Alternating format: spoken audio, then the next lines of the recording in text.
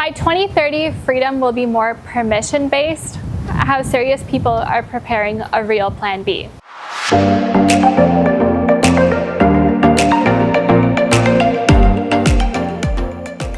In one of my most recent videos, I talked about the UK's new rules for dual citizens and Australian travelers. In another, I covered the US pause on immigrant visas for 75 countries. Both stories showed the same pattern. Freedoms that people assumed were automatic suddenly became conditional. Looking ahead to the rest of this decade, the direction of travel is clear. Borders are becoming more digital, data-driven, and permission-based, and governments are using that infrastructure to decide who may enter, stay, work, or even move their own money. By 2030, a growing share of freedom will not be a default. It will depend on which passport you hold, which visas you have already secured, and how well you fit into a particular system's risk profile. And the people who are prepared are already adapting to this reality. The first trend is border digitalization. Systems like ETAs, biometric pre-clearance, and interconnected watch lists mean that more decisions are made before you even board a plane. Often, these decisions are made automatically. If your data does not fit what a system expects, travel can become slower, more expensive, or simply impossible. The second trend is selective immigration tightening and the US visa freeze for 75 countries on public charge grounds, and the UK's stricter rules for dual citizens are different policies, but they both show how large countries are narrowing who they admit and on what terms. The third trend is financial scrutiny and capital controls. Around the world, banks and regulators are using pressure to monitor cross-border flows more aggressively. In some cases, this leads people to being debanked, or extra friction for people whose nationality or industry is seen at high risk. And all three trends point to the same conclusion: relying on one passport, relying on one system is increasingly fragile. So among serious entrepreneurs, investors, and internationally mobile families, their response is not to panic, but to diversify. Instead of assuming one home country will always work, they're building layers of optionality. Citizenships, residencies, banking relationships, and business structures spread across multiple jurisdictions. That can mean a second or third citizenship, sometimes through descent, sometimes through investment in a jurisdiction that is politically stable and administratively predictable. A backup residency, what some call a Plan B residency, that provides a legal place to live even if flights are grounded or visas are canceled.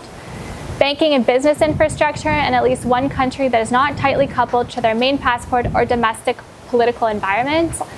In earlier videos, we looked at concrete examples of this strategy: the UK rule changes, the US visa freeze, and new opportunities like Sao Tome and Principe Citizenship by Investment Program, amongst other emerging citizenship by investment programs around the world.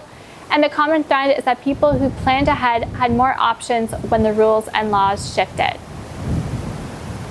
Moving from second passport fantasy to real lawful strategy, there's a lot of hype online about escape plans and buying freedom. In reality, the people who are genuinely prepared tend to follow a much more boring but effective process. They start with facts.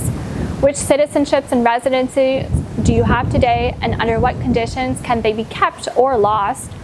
What are the realistic routes available to you? Ancestry, naturalization, residency by investment, or where appropriate, citizenship by investment? How do tax laws, reporting obligations, and physical presence requirements interact so that your Plan B does not accidentally create new problems? And this is the same logic behind the UK and US videos that were posted on this channel. Understanding how specific rule changes affect you, and then building a Plan B that is legal, documented, and sustainable, and not reactive or based on internet rumors. So in our practice, we've worked with clients in countries like the UK, the US, Canada, Australia. We've worked with clients in over 60, 70 different countries who are seeing their systems become more permission-based and want to get ahead of it. So high net worth individuals, crypto entrepreneurs, and globally mobile families who need their citizenship and residency planning to line up with business, tax, and regulatory realities, and this is something that's really important to a lot of people.